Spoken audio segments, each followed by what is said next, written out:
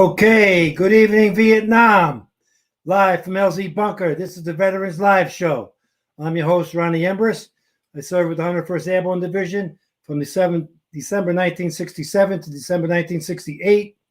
And I want to welcome you all tonight here. Tonight, we have another special guest. It's Cpt Edward Lutterberg. Ed served in Vietnam in 67 and 68, and then again in 70-71. Now he's the communications director of the National Vietnam War Museum in Weatherford, Texas. The museum is already open for visitors, but some big new exhibits are coming soon. Ed will tell us about all of the updates coming to the National Vietnam War Museum tonight on Veterans Live Show. We will speak to Ed in a few moments, but first I'd like to let you all know that this program is brought to you by Fallen Never Forgotten, Vietnam Memorials in the USA. It's Fallen Never Forgotten is a Vietnam Veterans Memorial book, a tribute to those who never made it home, one memorial from each state, and then we list all the troops that never came home alphabetically. Vietnam, visit fallenneverforgotten.com for more information or to purchase your copy. Now let's go to headlines. Okay, Memorial Day is just around the corner. We will be in Washington broadcasting the Veterans Live Show from D.C. frequently throughout the Memorial Day weekend. We will also be doing live streaming events and doing interviews. So stay tuned to our Facebook pages and subscribe to our Veterans Live Show YouTube channel so you know exactly where we are, and you can stop by and say hello and possibly do an interview. Not a problem. Okay, let's go to the Vietnam timeline segment.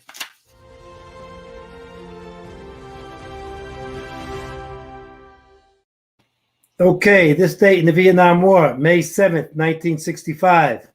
6,000 Marines of the 4th Marine Division are sent to Chu Lai, a sandy pine barren along the coast, 55 miles south of Da Nang, to build a second jet air base. The number one song on May 7th, 1965 was Mrs. Brown, You've Got a Lovely Daughter by Herman's Hermits. And this date in the Vietnam War, May 7th, again, 1975, President Ford issues a proclamation designating this is the last day of the Vietnam era for military personnel to qualify for wartime benefits. The number one song on May 7th in 1975 was He Don't Love You Like I Love You by Tony and Dawn. One other thing on May 7th was my son Josh was born in 2001. There you go. Okay, let's go to the photo segment.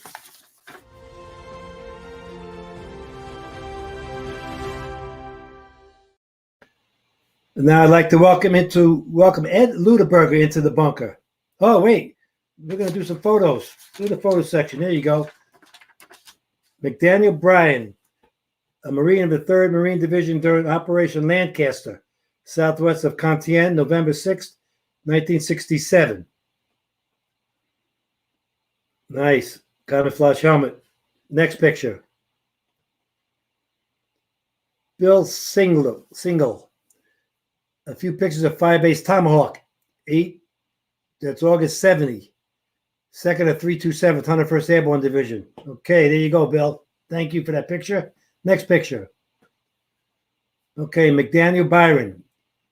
Kids were sometimes hired to drop grenades with rubber bands holding the pin in place into fuel tanks, and a week later, as the fuel corroded the rubber bands, the unfortunate driver would be dead. Wow, what a very crafty technique, huh? You never know. Well, thank you, McDaniel, for that picture. Next picture. Herman Woodrow Hughes.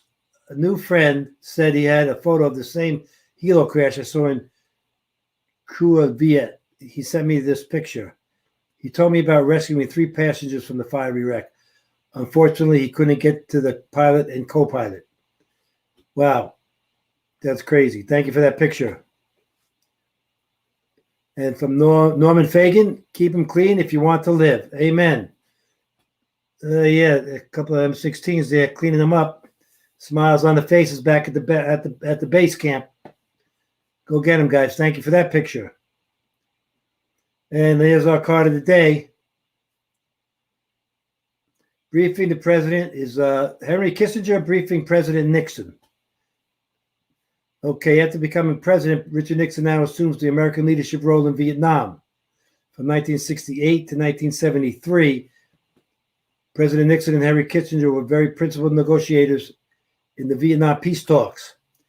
Peace negotiations with the communist North Vietnam were very difficult and kept secret many times.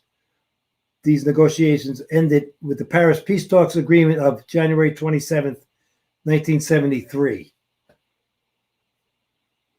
Interesting. They have cards, trading cards of Vietnam, right? And here's our guest tonight, special guest Ed Lutterberger from headquarters MACV 67 and 68. And he's the director of the National Vietnam War Museum in Weatherford, Texas. Welcome, Ed. Ronnie, glad to be here. And just one correction, it's Luttenberger instead of Lutterberger.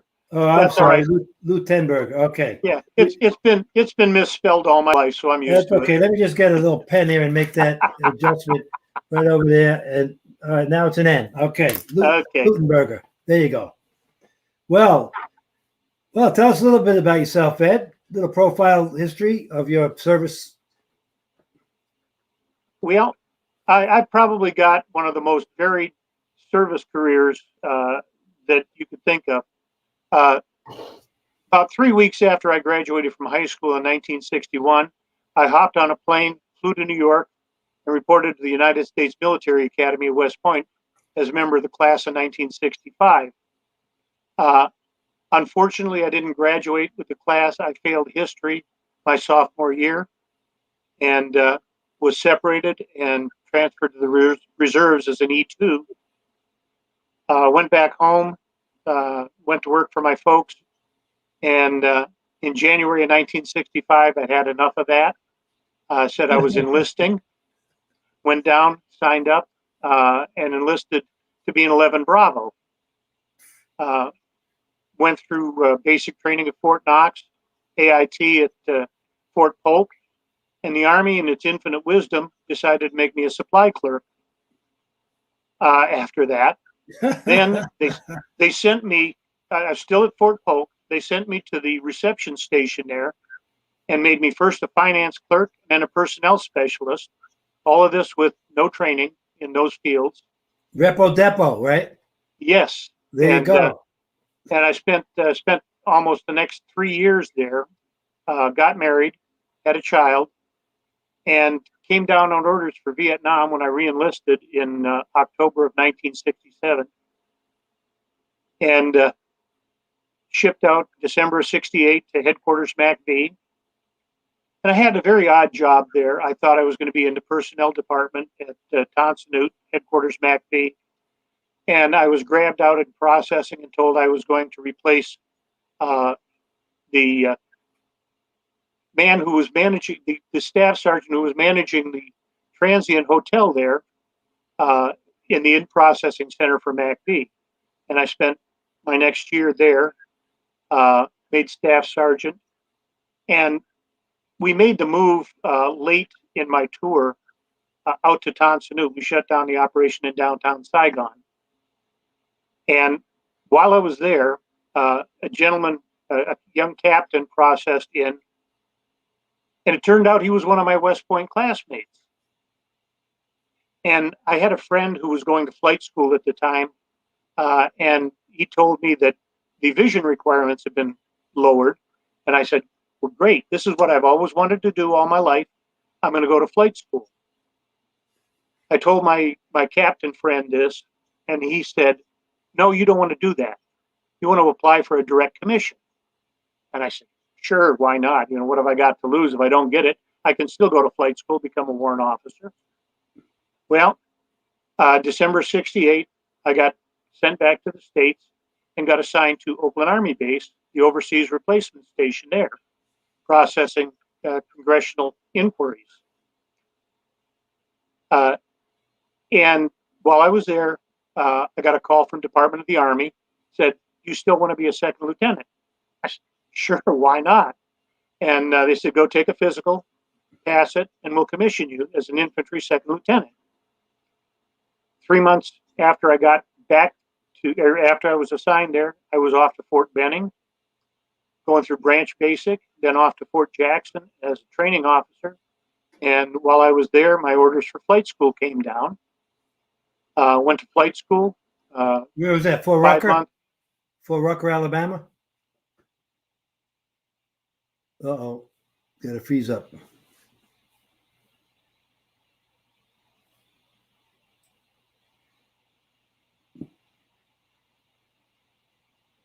Ed, can you hear me?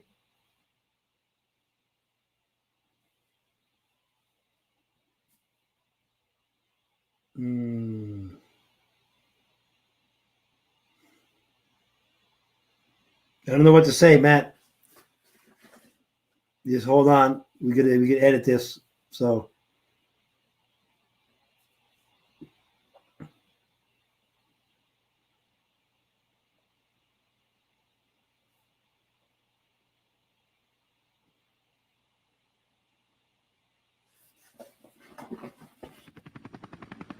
there you go. Good. Show that video.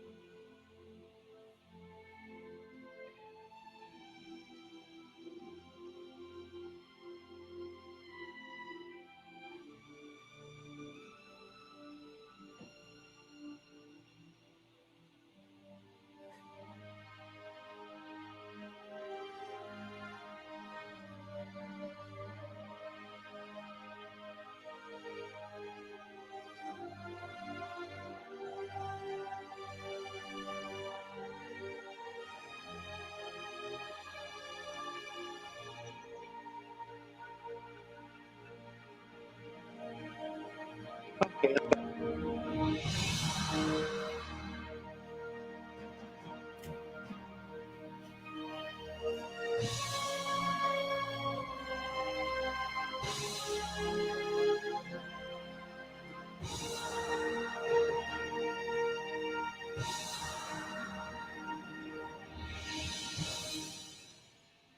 That's a great video, Ed. Where could they find any people who go online to find that same video? Yes, it's on our website, and if you just click on the website, you can find it there, along with several other videos that we've got, including one that features Roger Staubach. Oh, great. What is that? The old Navy guy. Go Army, beat Navy. Well, they always show up, you know. yeah. Okay, And, so what is that website right off the bat? It's www.nationalvnwarmuseum.org. That's easy. National Vietnam. VNwarmuseum.org. National VNWarMuseum.org. Got it. Okay. So when you got to Vietnam in your first tour, you were flying or not? I was flying on my second tour. Okay, the Chinooks. The Chinooks, right?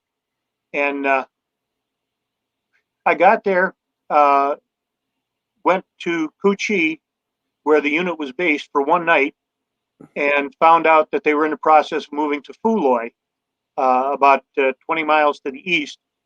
So packed up, headed there as part of the advance party, and got settled in there and spent the rest of the tour there.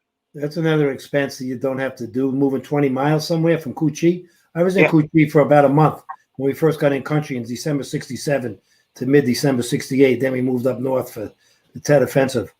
But, okay, so you were flying what kind of machine? CH-47 Chinook. There you go. Big And you flow targets. troop carriers? Well, we flew all kinds of missions. We flew troop carrier. We flew resupply. We flew mobile PX.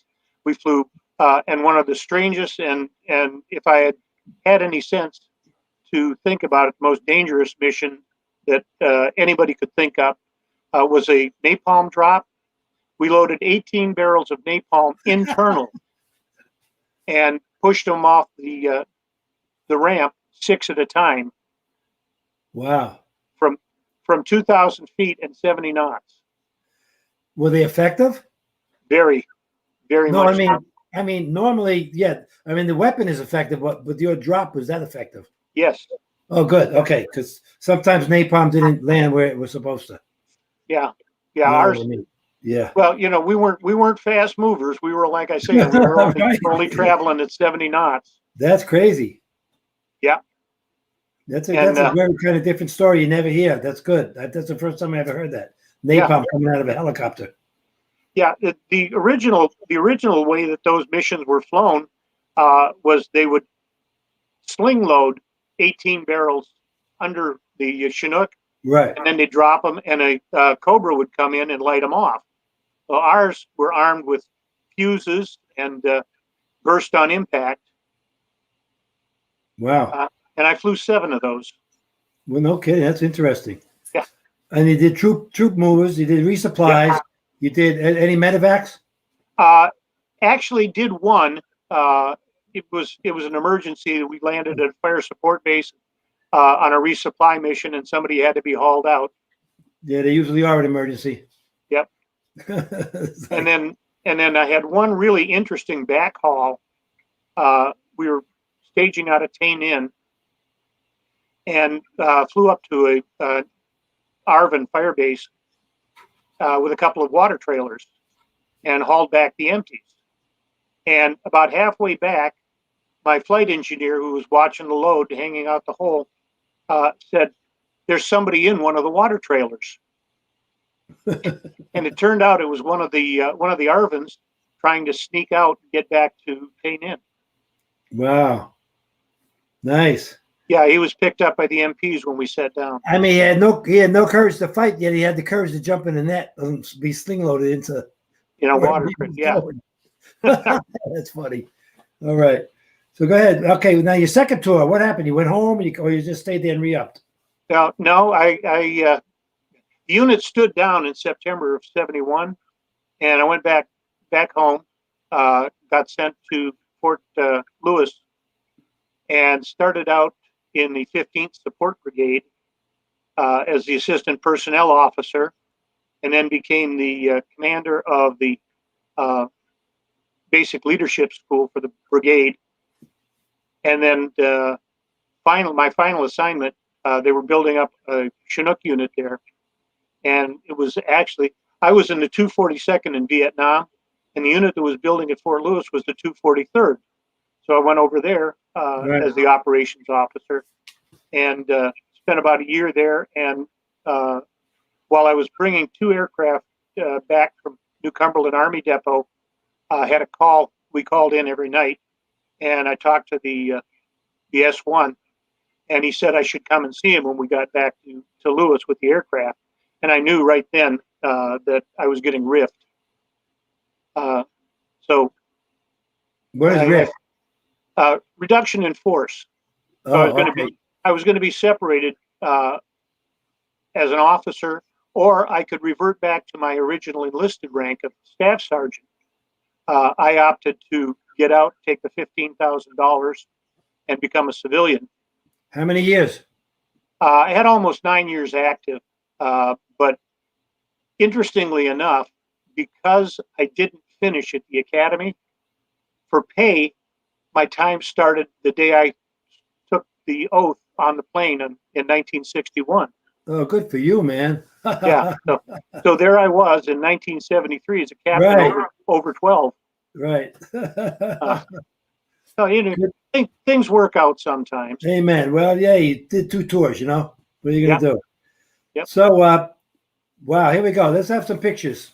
Okay, this is a model of what the building is going to look like, or was going to look like.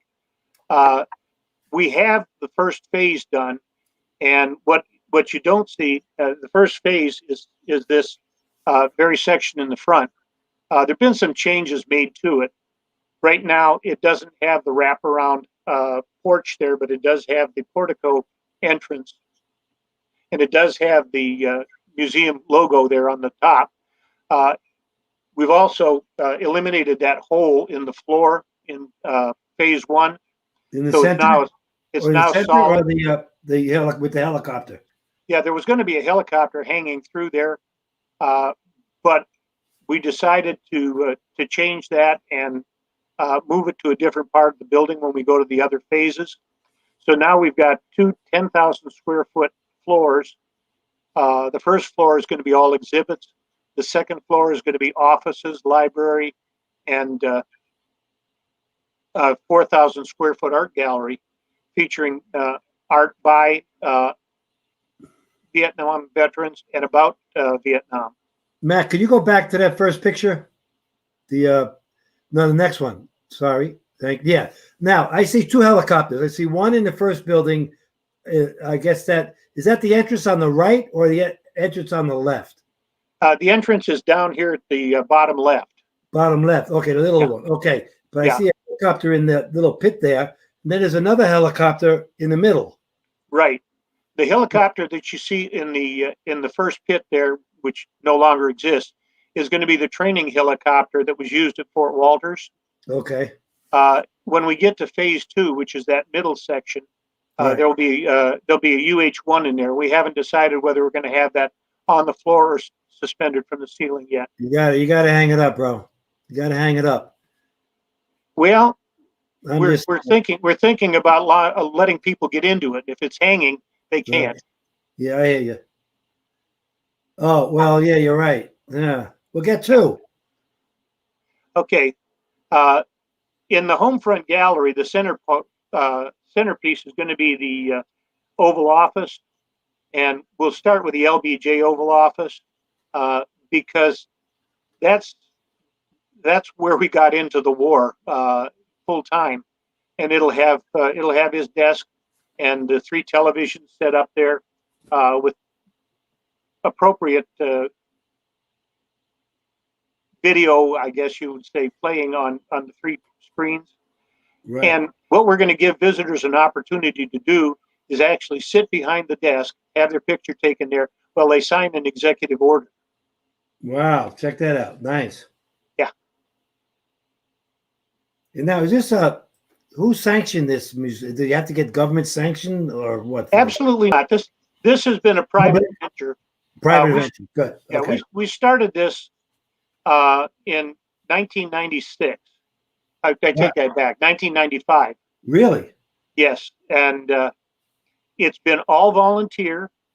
It's been all private donations, and we haven't taken a single penny from the government. We haven't had any support from the government either. But what's new? but that's the way we want it, because that way we can tell the story the way we want it. We can tell the true story without any interference. Amen to that. You know what? One of my true stories is that we didn't fight the war to win it.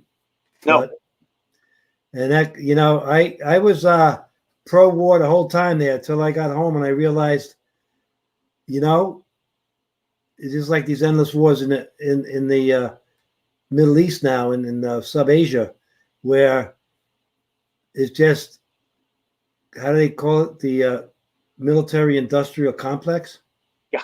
Makes money at the expense of their citizens. Yes. But I don't want to get too political on this show. No. But all right, you can keep it in the record, Matt. But we won't do too much of that. Oh, what's that little thing called? What's that called? The caribou? No. No. That's the Cheyenne. No, I'm trying to remember what we called it. Well, I just called it an OH-23.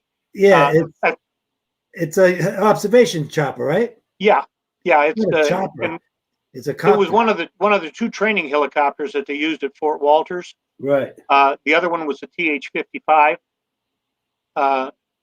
And like I told you, I had a friend of mine that was going to flight school while I was in Vietnam, and he told me that when I got to Fort Walters, I should stretch as tall as possible so that I could get to fly OH-23s rather than TH-55s. Kiowa. No, that was the OH-58. Oh, I see. I know they're all Indian names. I'm trying to remember them. And I wanted to say it was the Sioux, but that's not right because that was the OH-13. No, that's it. No, right? Yeah. Well, And okay. Interestingly enough, that OH-23 was the same helicopter that Hugh Thompson was flying when he stopped the My Lai massacre. Okay, yeah. Hey, we have a guy. We have some very intelligent, schooled viewers who actually are students, but they could school us on the question and answer session. So hopefully, one of you guys out there could come up with that name for that observation helicopter. It's right on the tip of my tongue. I thought it was a Kiowa, but at least I had that one. But that back in there. All right, who's this? First cab guy. That is Joe Galloway. Oh yeah, Joe. There you go. And he was the guest speaker at the dedication of our half-scale replica of the Vietnam Veterans Memorial. Right. And to the best of our knowledge, it is the only one in existence that can be updated to match the one in DC. So we've had, I think, 7 updates to the wall since we opened it in 2009. How do they update it? At the end of the wall? No. No. We pull the panel to match it. Really? To the same spot that they do it in DC. And they expand they take the panel out and they recarve the name and where it belongs and all the other names underneath.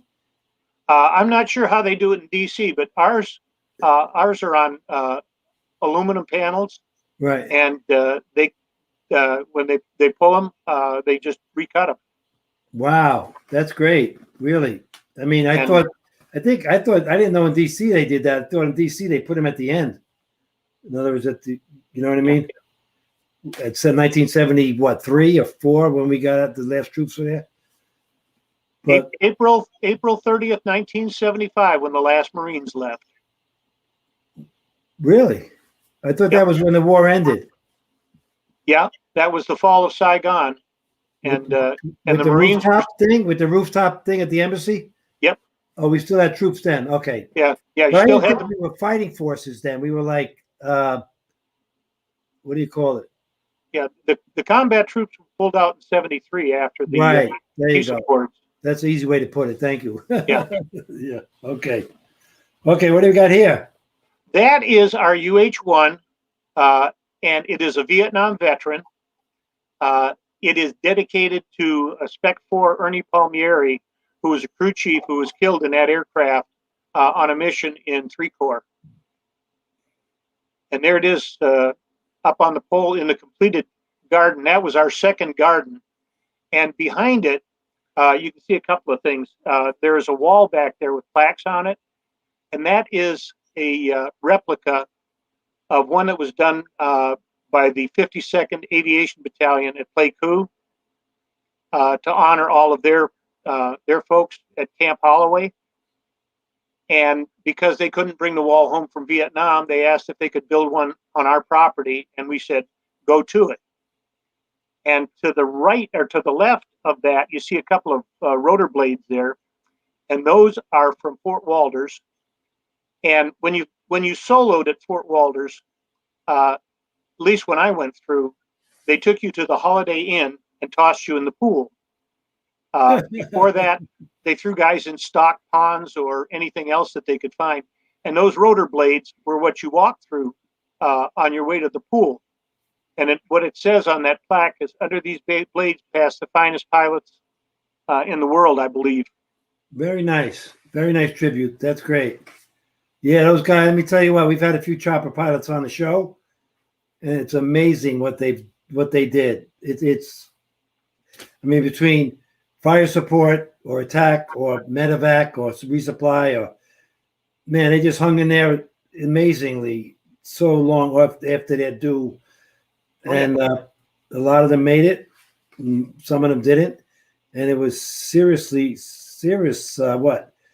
6,000 helicopters got shot down? Yes. Yeah. Yes. And change. Well, you have to understand that most of them were young, crazy, and thought they were immortal. Quiet. When we got home, they call us crazy. They don't call us 50 years later crazy. I'm only kidding you. Well, I was a little older when I went over on my second tour. I was almost 27 years old, so wow. I had a little sense, which is why I was flying Chinooks instead of something else. Okay, this was one of our first exhibits, and this is kind of an exhibit of a hooch in Vietnam, and I'm proud to say that the background that you see there I built. Nice. I can ask you a couple of questions. Matt, go back to that picture, please. Is this a TIAC? I'm not sure. It probably is. Is that a Pioneer? A Pioneer? That's what I brought home from Vietnam. A TIAC reel-to-reel and a Pioneer amp, tuner amplifier. Probably that's is. Crazy. Yeah. Oh my gosh, that's nuts. Guys hung on to that. Yeah, man, that was good. But technology went, and so did that. What's this here? The old, yeah. Okay, this H-34 we got from a museum in California. It actually served in the presidential fleet in the Eisenhower administration, and it's still in those colors.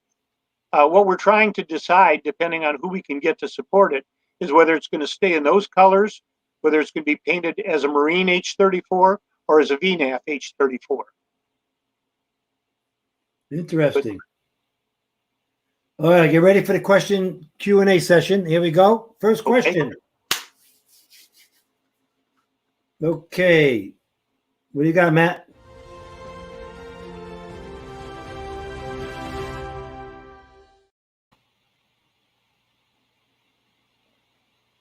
Okay. Any close calls when flying? One, particularly, and it was through my own stupidity. We were flying a mission to relocate an artillery battery in Cambodia, and there was a 2-ship mission. The first 4 guns went just fine. On the 5th one, the other aircraft was going to fly it up, and we were going to fly cover for them. And on the way up, we flew over an area, and I looked down, and there was a tank battle going on down there. Yeah, 2 lines, and I assumed that it was North Vietnamese and South Vietnamese going at it, and said, okay, when we come back, we'll take a look at this. And we figured, we're safe. We're flying at 3,000 feet. We flew up. The other ship dropped off the gun and turned back. And my co-pilot and I said, let's go take a look, and flying back over it. And as we approached, I looked out the windscreen, and there were these giant green basketballs flying up in front of me. I sucked the collective up under my arm, pulled left cyclic, And from 3,000 feet to 7,000 feet, it took about 3.5 seconds, I swear. But what was that? What do you mean these green basketballs? What were they? 51 caliber machine gun bullets. Oh, I got you. Okay, yeah. Thank The you. green tracers that Tracers, the yeah, right. NBA Okay. used, yes. Yeah. And when we got back, we inspected the ship, found the only thing we found were 2 half-inch holes in the ramp. Wow. I never thought we were in Cambodia. We really were in Cambodia? Between you Did I and say we were in Cambodia? me? Yeah. Oh my god! You know it's really good. Take it part. I was in the. We went to Atakuchi up to the Michelin rubber plantation, and kind of back up there a little more northwest of that. I'm not saying we were in there because I didn't know we were in there, but that's like one of the worst kept secrets ever in the whole history of the earth. Absolutely. Well, when early on, before we were allowed to go in, we looked at the map, and it did say that the border was undefined. Okay, next question. Next question, Matt. MASH looking bubble helicopter. Hiller? No, Question? that is a Bell OH-13, or the civilian version is a 47G. Oh, interesting. Okay, I'm glad that's got a little educational situation going on here. Unless that question was about the one that we've got, and then yeah, that is a Hiller OH-23D. Well, good for you. Okay, next one. Can you talk about flying capabilities unique to the Chinook because of the rotor configuration?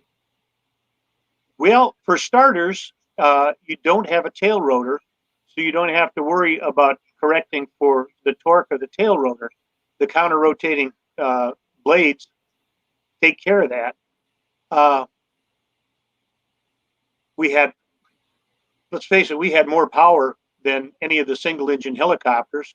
You're talking 2 turbine engines with 2,300 shaft horsepower, and what I flew were A models. We could haul 8,000 pounds in Vietnam. The Charlie models could haul 10,000 pounds. Wow, there you go. Okay, Kilo, how about that for some answers, huh? Next question, Matt.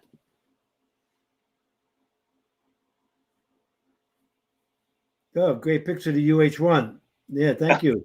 Thank you, yeah. John Russo says, welcome home to you. Thank you. Thank you, John. Really see. Where's the museum located? Okay, where is the museum located? Our mailing address is Weatherford, Texas, but the actual location of the museum is much closer to Mineral Wells, Texas, west of Weatherford. We're on right on the border between Parker County, where Weatherford is located, and Palo Pinto County, where Mineral Wells is located, and we are about 1 mile east of the main gate of what used to be Fort Walters. Okay, what's the largest Texas city? Houston, Austin. The closest major city would be Fort Worth. Really? And where is this in the? We're about an hour west of Fort Worth. West, so towards New Mexico. Yes. So how do you have to get there? You have to take like a train and a plane and a bus and a taxi. So you get there mostly on the interstate. Interstate 20 goes most of the way there, and then you have to take a cut off to the north. But no, most of the way from where though? Well, from where's Fort the closest Worth, airport? Closest airport is Dallas Fort Worth, DFW. Oh, good. Okay, there you go. And then from there, it would take you what, 2-3 hours? No, from there, I live about 15 minutes north of DFW, so it takes me about an hour and 20 minutes to get there. Really? Oh, that's great. Good. I'm going. I'll see you there. How do we get more info about the museum? What is the website again? Okay, the website is www.nationalbnwarmuseum, www.nationalvietnamveterans.org.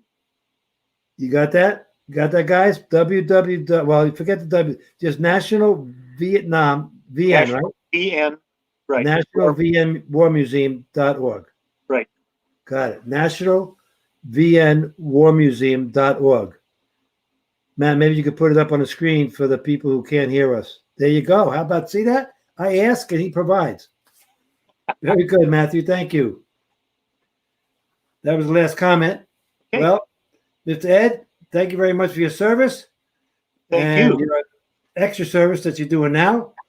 And any updates on this stuff, just throw it on our Vietnam Veterans Photo Club page on Facebook. Do you realize we have that site there? It's called Vietnam Veterans Photo Club on Facebook. Okay. Yeah, you can put any information you want there, anything about Vietnam, which the museum is all about, obviously. And it'll get more information, and guys will share it. We have 85,000 members on that page, and we got a lot of other pages after that. So we share them from that to a bunch of other pages. So which probably go up to about 300,000 with 5 or 6 of the other pages that we have. So I want to thank you very much. Well, thank you Stay for in having touch. me. God bless you, and welcome home, brother. Well, okay, thank you very much for watching tonight, Veterans Live Show. We'll be back again next week with a very special guest. If you want to be on the show, just write us at Vietnam Veterans Photo Club. And this is brought to you by Fallen Never Forgotten, Vietnam Memorials in the USA book. It gives you one memorial from each state, usually the state memorial, photos, and the list all of troops and Marines, sailors, soldiers, airmen, and Coast Guardsmen who never made it home. Thank you very much. God bless you, and good night.